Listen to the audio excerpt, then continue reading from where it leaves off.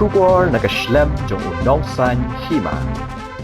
Ka Meghalaya Medical Services Association, Pynlong ya ke Jingïakynduh lang jong ki Doktor, ya ka belatip kum ka 22nd Scientific Conference kam, ka belalong State Convention Center, Hotel Penwood Shillong.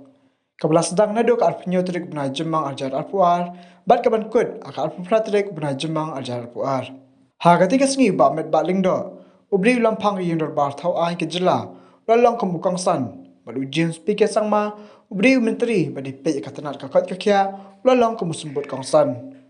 Habakran ketika sengi kemukang san, ubak met ba, ulang bakat kem kekaipan, bala penmi, laong bakidan kembah pralak ngut ki Doktor Polri India, bad haka jela Meghalaya, kidan kembah news pangut AA ki Doktor. Ulang bakajing temu, bakajing dan jong ketika association, kedai babara kinuman lang hajo, ban pentik kena, bakanam dan satya, kajing dona, hakalia kajing dan, jong ki Doktor hapok ke jela Meghalaya. Nakaliang menteri ketenat kakot kakia, kasarkar jela, ujim speaker sangma, habakran haka tika jingyalang, kemusembut kongsan. Ulang bakasarkar, kadang ya cakamat, hakaban penkere eka state mental health policy. Ulang ru bakathong mahkamat jika tenat kakot kakia, kalong ba omtang ban penduna, henrai ban pentikna, bakan dan syuk ke jingyap jung kilong kemi armet, neki kilong ki bidang syukha. We have our own role and responsibility to perform in whatever capacity we are and wherever we are placed. Medical officers posted in the rural areas have the responsibility to look after the works of the primary health centers and sub-centers under them, and also under the guidance of nodal officers, district medical and health officers, district nodal officers. They are very much involved in carrying out the different health programs in the state. Maternal and child being one of the vulnerable groups, maternal and child health programs is in the forefront. They focus on issues concerning women, children, such as access to prenatal and child care, infant and maternal mortality prevention, maternal and child mental health, newborn screening, child immunizations, child nutrition, etc. The well-being of the mother and child determines the health of the next generation and can help predict future public health challenges for families, communities, and the healthcare system. We have the opportunity to end preventable deaths among women, children, and adolescents, and to greatly improve their health and well-being. Few of the programs I would like to mention, they are all centrally sponsored schemes like the GSSK program under the Ministry of Health and Family Welfare Government of India. This is one team we had for one conference where the people, the guest speakers, reputed guest speakers had come from South India, they had come from Orissa, all well-known speakers. That team was mission of action with passion, which was so apt for the station at that point of time. And it was that team which carried us through, and we continued with our work in spite of the ups and downs. Our members worked tirelessly and continuously. And that is why it brought about a harmonious relation between the Mmsa and all concerned. The team posted for this conference is both intriguing and challenging. Medical professionals, health and wellness. I would like to proffer briefly two interpretations to this theme. Firstly, as pertaining to our medical professionals, it must be underscored that the maintenance of good health and wellness among them is of tantamount importance, and this must be brought to the forefront as an urgent issue, starting early while the physicians and healthcare workers are still in their training and should be continuing in their workplace. The second interpretation addresses the role of the medical professionals in the society. As all of us are aware, these professionals take care of patients with the application of evidence-based practices. They examine, diagnose, treat, and prevent injuries, illness, and other impairments.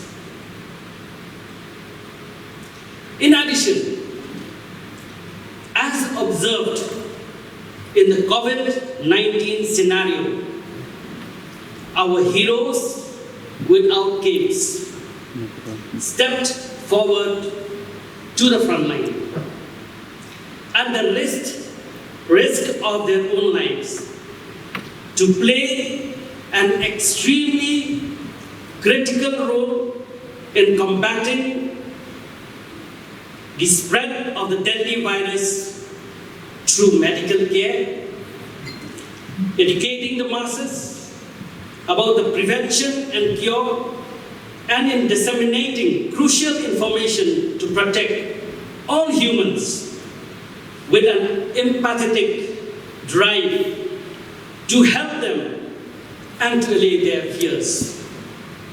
This is the greatest testimony of the hour and courage of our medical professionals with regard to the health and wellness of our community. And it was here, this time, that I met most of you, interacted with you, and I saw all your resilience and the way that each and every one of you has contributed to overcoming the COVID-19 pandemic is a cause for me to appreciate each and every one of you, and I salute the medical fraternity. Thank you each and everyone for all the contribution that you have given towards the state, especially those dark and gloomy days of COVID-19. You all were in the eye of this storm, and you also were suffering personally from misgivings and for all the reasons that our previous speakers had also enumerated. I laud you for that. And I feel that I am a better person for having been with you, having worked with you, each and every one of you, be it far away or nearby. You have all contributed so immensely to towards the fighting of the pandemic. Again, I say thank you to all of you. I am led to believe that you had already started your deliberations right from the morning, and it will not be out of place for me to give you all my good wishes for a very, very good conference. It must be such a relief and with such gladness in your hearts that instead of VCs, now you can see each other face to face. So while this scientific conference shows all the varied topics, and I hope, and I know, and I trust that all the deliberations will benefit each and every member, and so that you can translate all that you have shared over here in your day-to-day practice. That despite all those hardships, the challenges, the way that the doctors and other medical professionals, the nurses, our paramedics, frontliners, the way they came forward and the kind of service that they offered at that point of time, it goes to show that being a medical doctor, it is not a profession, it is a calling. And this is a calling which requires a lot of empathy, a lot of compassion, and I'm so happy to see that all those qualities during the COVID-19 pandemic time really came out, and we witnessed the kind of service that you offer. Looking at these kind of challenges, we all come to realize that the expectation to remain productive and proactive in this high-pressure environment is always very high amongst all the doctors present here and across the state. It is because of this continued sincerity of the medical fraternity that today we, as politicians, as leaders, we also feel very inspired to strive for building a stronger healthcare system in our state. Which brings me to the point that having this association is a really very good thing. This association provides for a community space which provides a support system for each other that is so much required because of the kind of stressful lives that all of you lead. The prosperity and well-being of any country or for that matter any state depends on how robust its healthcare infrastructure is in keeping its population healthy and population productive. Today, as we gather here to acknowledge the scientific contributions of the medical fraternity, it is an honor for me to get the opportunity to express my appreciation and to acknowledge the tireless labor and efforts that you put in to make the system work for our people, our citizens. I think this appreciation is even more heartfelt considering what we saw of our society during the COVID-19 pandemic. Beyond the numbers and the statistics, an important lesson that we have also been taught is that there is a human angle to health, which is not restricted to just infrastructural support. It is also about providing accessibility and affordability to all sections of the population when it comes to ensuring an effective health service. Today, we are having this event in person, but for over 2 years, everything was happening virtually. For many professionals, it took a serious toll on their mental health as well. Therefore, I believe the contribution and responsibility of medical professionals in promoting physiological, mental and emotional wellness is immense. You'll be happy to know that we as a government are already in the process of working on our state mental health policy. And in this mental health policy, we want to bring in every section of society, especially doctors who face so much of stress in carrying out their duties. Personally, given what we have seen in the past 2 years, I'm of the belief that the need of the hour is that we also focus on making concerted efforts towards building our health systems through a multidisciplinary and a multi-sectoral manner. The idea for building this new agenda for public health should not have begun with the pandemic. We were already battling a paradigm shift, one that involved an epidemiological transition, which came with a rising burden of chronic non-communicable diseases, a demographic transition, and of course the talk of the day, an environmental transition, which is contributing its own share towards catalyzing diseases, especially zoonotic ones. On top of that, there is the unfinished agenda of maternal and child mortality, HIV/AIDS, and other communicable diseases. All of this combined continues to exert an immense strain on the overstretched health systems of our state. The point, dear friends, is not to spread an environment of apprehension or fear. More than anything, it tells us where we need to focus our energy for solving some of the most compelling challenges of a developing state.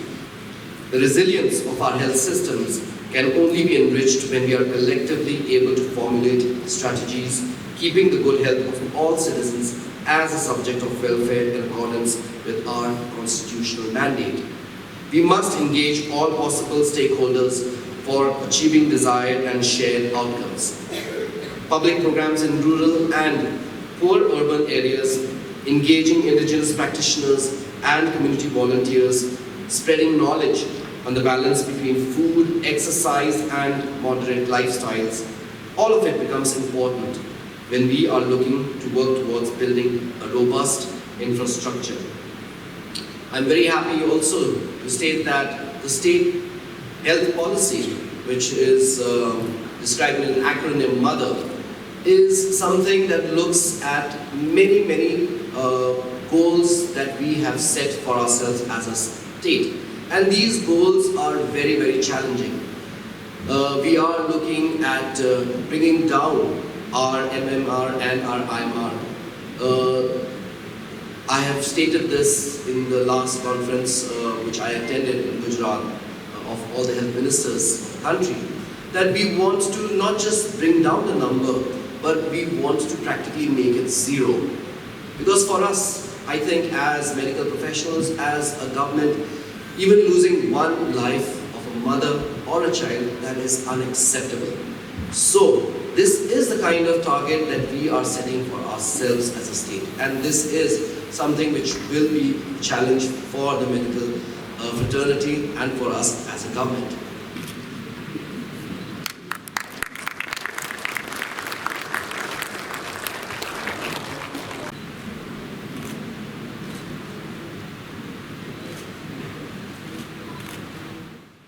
It was after a gap of almost 2 years now. The last that I attended the Mmsa General Body meeting was in 2020, in the month of February, if I'm not mistaken.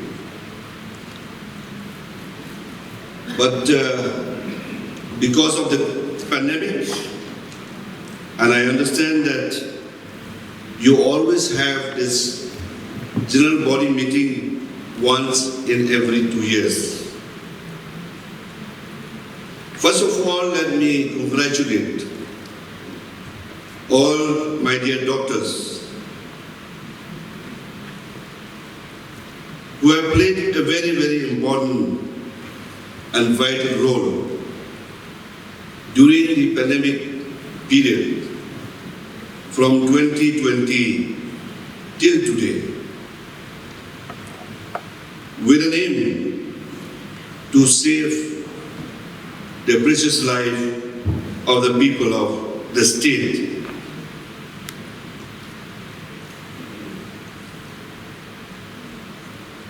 I would like to highlight here about one very important word, and that is association.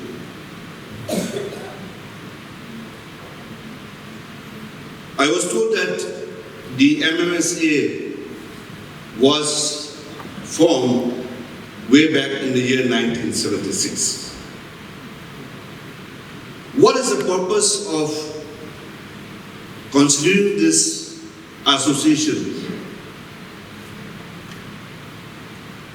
I'm very sure, with no doubt at all, that the person or persons who initiated to have this association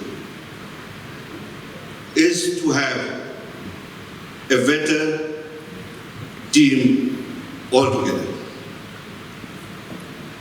I'm sure that at a point of time, those who initiated realized that as an individual, he cannot or they cannot deliver what they have in mind.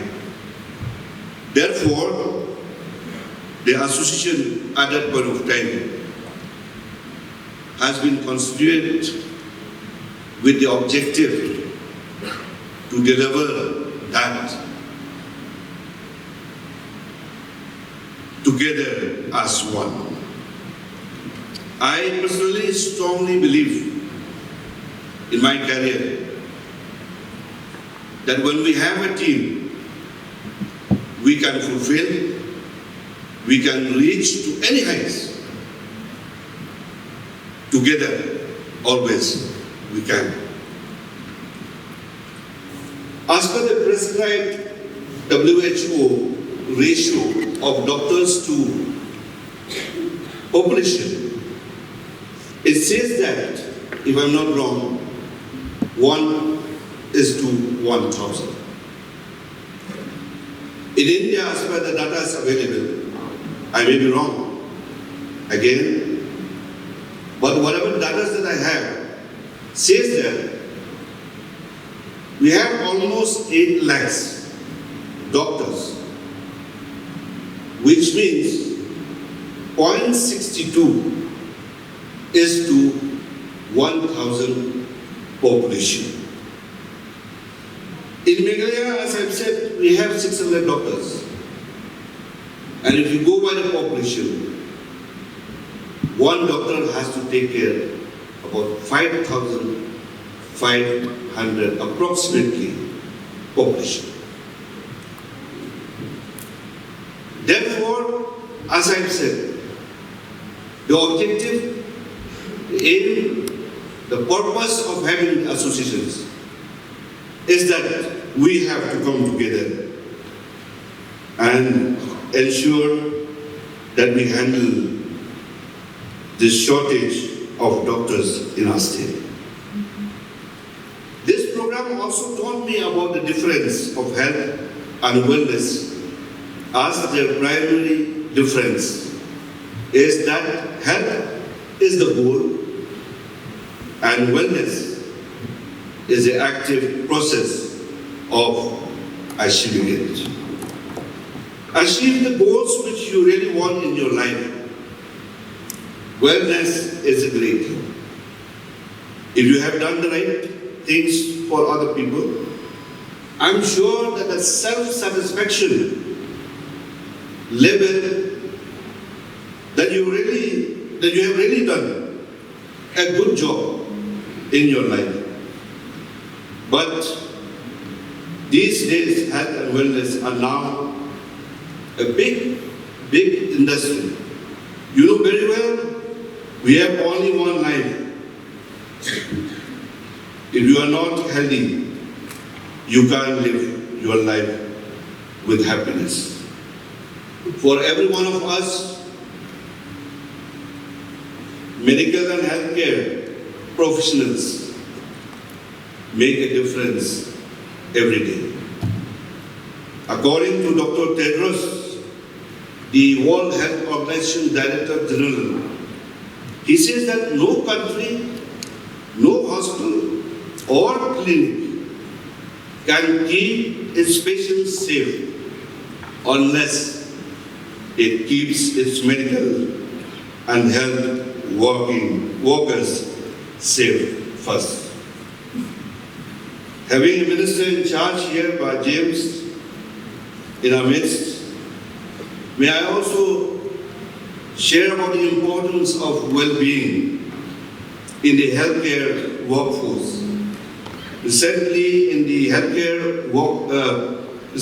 while reading an article published in the website of the World Health Organization, I noticed that health workers represent less than 3% of the population in the large majority of countries, and less than 2% in almost all low and middle income countries.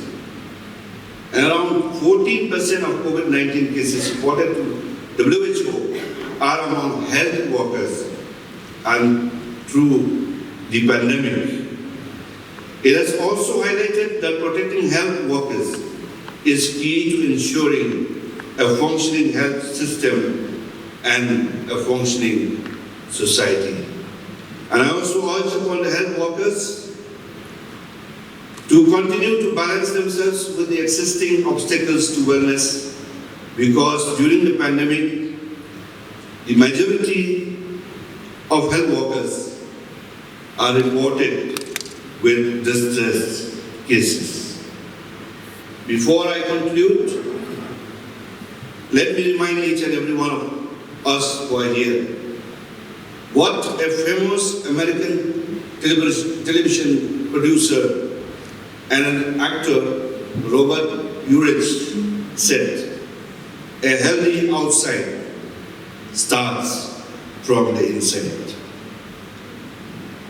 During this course of this conference, prominent guest speakers will be sharing a lot of new ideas, new treatments and so on. And I'm sure that it will be of immense help and guidance on different topics to the medical fraternity as a whole. And I would like to urge here that there has to be a focus as the association, especially in the rural areas. Let me compliment here a team of doctors in Myanmar. The kind of contribution and commitment that they have given was really very commendable. I'm sure that this association will definitely give a boost to those doctors who are serving in the rural areas and ensure that they give the best to the people of our state. I'm sure once again that new ideas, new strategies emerge from this program for the benefit of all the medical fraternities and also to the society as a whole. I wish this 22nd scientific conference come general body meeting of the MMSA a grand success. Thank you, Kublai Shibor, Mithila, and God bless.